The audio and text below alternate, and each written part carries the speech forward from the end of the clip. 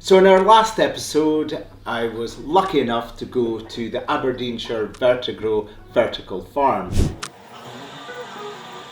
We've got this tower.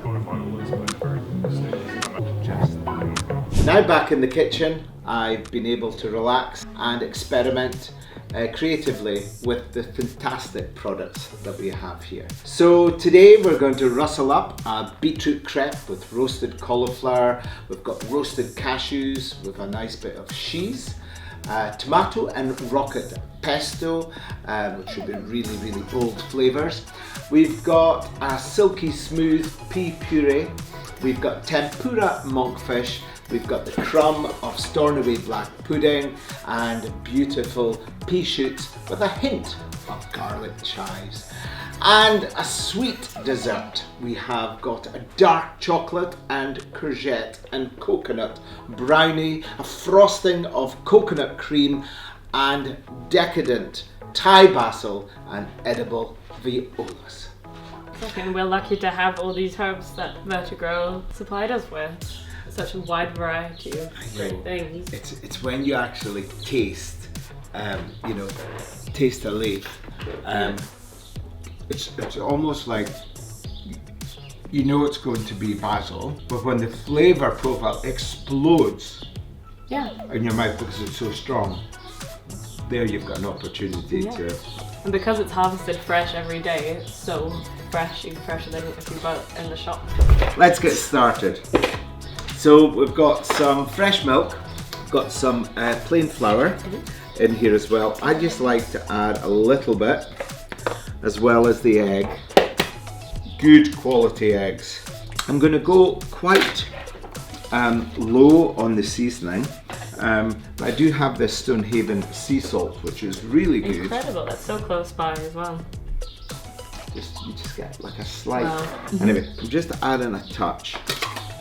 And all that I'm really doing is giving it a good whisk together. Add in the rest of the flour. I'm keeping this quite runny. So if you go like that, it's just coating the back. But here is the ingredient that is really going to add quite a bit of punch.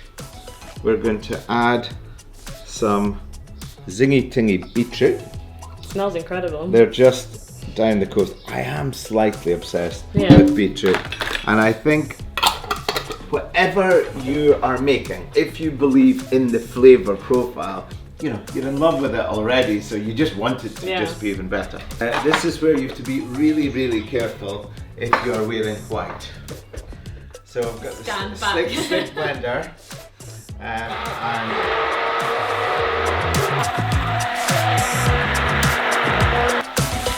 I'm just going to heat through the pan. Got a little bit of some Aberdeenshire rapeseed oil, which is great. So we've got cauliflower, we have some turmeric, we have some black sesame and some cumin seeds. Just going to put it all into here, then put it onto a roasting dish. We have some cauliflower. This is really interesting because should you so wish, you can use every single part of the cauliflower. Just putting it in like that. We're adding some oil, some turmeric, we've got the cumin and the black sesame.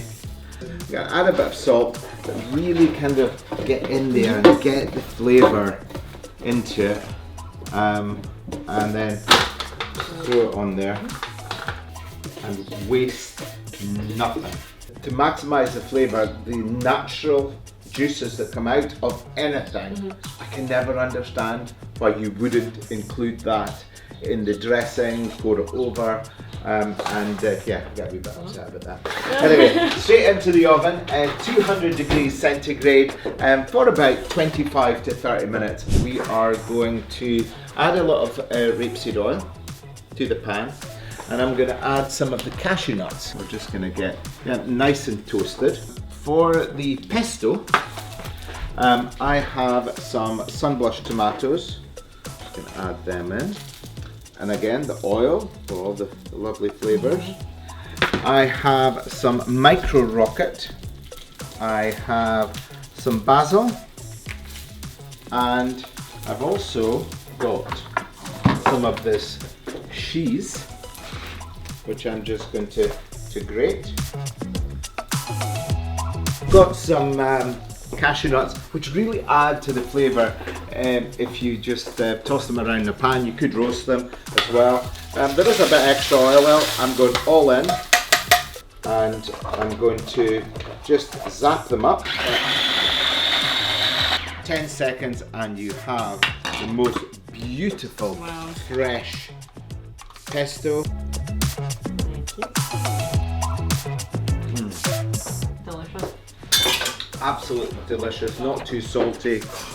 And to be honest, I know a lot of people buy pesto. That is 10 times better. 10 times better. So if nothing else with this recipe, if people make their own pesto with one. So how amazing is it that you have Vertegrow so close by? Is that something that's important to you as a chef? It's such an easy one. When you've got something of good quality on your doorstep, why would you not? Yeah. I've been in this Aberdeenshire village for 20 years and I never thought that I would be celebrating the herbs of a hydroponics unit less than 10 minutes down the road. So I think it proves a point. I think people are more aware of the nutritional values of the food they're eating, which is a great thing. And if it's local and delicious, even better. So, okay, we're going to have a little go now of the crepe. Not too hot, but what I would always tend to do is add some oil into the pan, heat it up, but then pour it back out, okay, and you can reuse it. Using a ladle, we have the crepe mix, and straight into the pan. Beautiful colour as well. And then just keep going like that until there is none left. It will only take a few minutes, and I think this is the great thing about it's so convenient. These are the cauliflower that I did earlier. If you do need to just help it along the way and use a palette knife, if it is too soft, put it back on till it's a bit crispier in order to turn it over. And a recipe like this, you can totally use up any leftovers at all. The fresh herbs you can dip in and out. Obviously I've chosen the basil and the micro rocket, so versatile. So you can just touch it at the back and we'll just flip the pancake like so. Back on for a little minute, straight onto the plate. We've got lovely cauliflower, a little bit of the cheese, got some tomatoes. It's great you're using the ingredients fresh and in the pesto as well. Yeah, and I think the pesto really just takes it to a different level.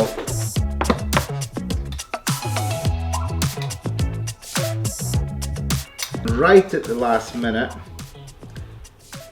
I would definitely celebrate our lovely herbs on top. And if you were wanting to have your pesto, to almost make it a bit more of a dressing, add some of the oil,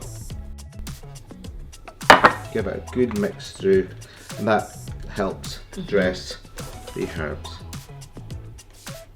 Fresh, local, and we're both in agreement. It tastes delicious. Yeah.